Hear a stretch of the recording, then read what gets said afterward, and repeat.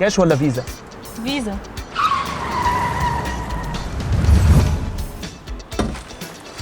المشوار فيزا يا استاذه؟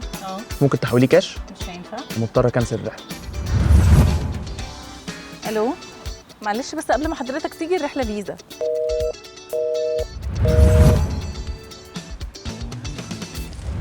بقينا في 2024 ومصر بتتجه لكل حاجه ديجيتال واحنا لسه بنتخانق كاش ولا فيزا. انا بقيت على جروبس كباتن شركات التوصيل والخناقه مش معايا بس، ده احنا كتير، والكابتن دايما عنده مبرر. يرضيك اروح اخر اليوم من غير فلوس؟ هو انا هاكل ولادي فيزا؟ بيتخصم مني المديونيه غصب عني، انا بحب ادفعها بمزاجي. الفلوس بتتاخر على ما تتحول. يا عم اللي بيدفعوا فيزا دول سنكيحوا بتمنظروا وهم اصلا معهمش فلوس. بس لحد هنا وكفايه. المشكله مش في التكنولوجيا ولا في قواعد الشركه، انت بس محتاج ترتب نفسك. هقولك ازاي. ما ينفعش تبقى ماشي اليوم بيومه، ولما تجيلك فلوس ما تصرفهاش كلها، طلع منها كل يوم مبلغ صغير لحد ما تقدر يبقى معاك مرتب شهري او اسبوعي وهو ده اللي تعتمد عليه، وتعمل يوم تقبض فيه نفسك بنفسك. ولو لقيت معاك مبلغ اكتر من اللي انت محدده، حوش الباقي هيفرق معاك، وتقدر تطلع كارت مسبق الدفع من اي بنك عشان تحوش فيه فلوسك، وتقدر تستخدمه في تفويل عربيتك او اي مصاريف تانية. اما بقى حسابك مع الشركه اللي شغال معاها، اختار انك تحول الفلوس اللي في حسابها لحسابك في نفس اليوم او تاني يوم، وده متاح دلوقتي برسوم بسيطه حوالي 3 جنيه. ده بالنسبه للكباتن. بالنسبه للشركات، يا ريت تفكر في حلول اسهل، تخلي الفلوس تتحول في حساب الكابتن اول ما الرحله تخلص، حقه بصراحه، لكن العميل ملهوش دعوه. اعتقد ان كده مش هيبقى فيه مشكله. اما بقى لو الكابتن متضايق علشان الشركه بتحصل نسبتها والرسوم الخاصه بيها